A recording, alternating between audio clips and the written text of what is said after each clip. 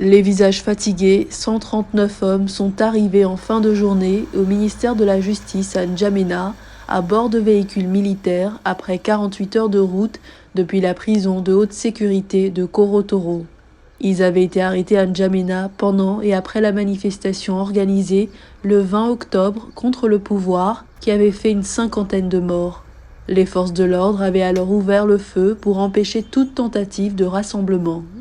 Au total, 139 personnes ont été ramenées aujourd'hui à N'Djamena, dont 53 personnes qui ont été condamnées à déclarer non coupables, 80 personnes condamnées avec sursis. Donc l'administration a mis des moyens à la disposition de l'administration pénitentiaire. Des véhicules ont été mis à leur disposition. Jeudi dernier, 80 mineurs arrêtés au cours de la même manifestation ont été remis en liberté provisoire. Mais pour cette nouvelle vague de libération, il s'agit de mise en liberté définitive.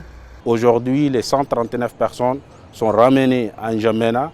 Ils sont munis de leur ordre de mise en liberté définitive en main. À ce jour, les cas de plus de 200 personnes sur les quelques 600 arrêtés sont encore sous le coup d'une enquête menée par des juges d'instruction.